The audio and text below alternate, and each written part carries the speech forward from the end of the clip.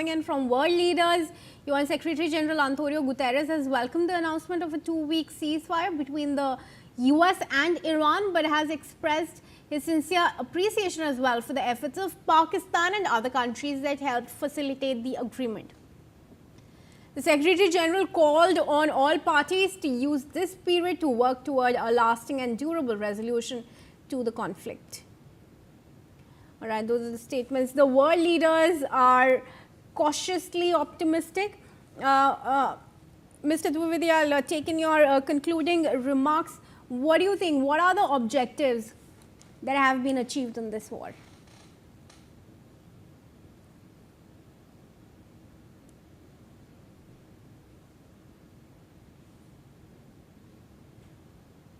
Thank you for calling me once again. The idea is that regime change was considered to be a key objective. And there was a lot of face saving which the Americans always do regarding the notion of preemptive war. These are the two things that I want to mention here. So, regime change has not transpired, and just a war, just a shock and awe campaign without going into the capture of the Kharg Islands, that seems very much inimical to the personal fortunes of President Donald Trump.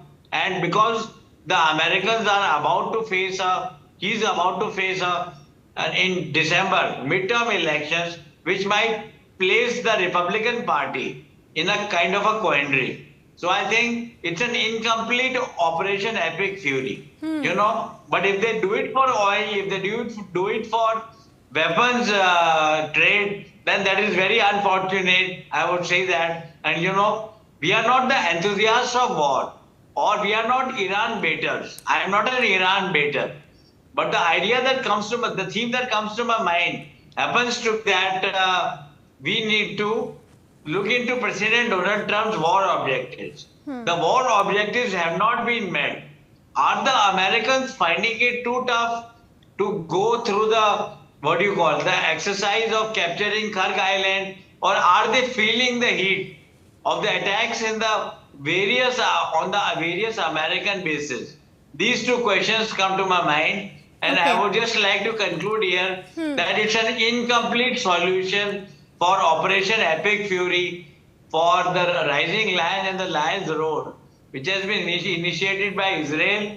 And I think Benjamin Netanyahu would be the most unfortunately placed person as far as the 10-point negotiation, which is being discussed and deliberated upon by Iran and America. As the foreign minister of Iran, Abbas Araghchi, has also contended that yes, they are demanding a lot of compensation, and they want that the Hormuz,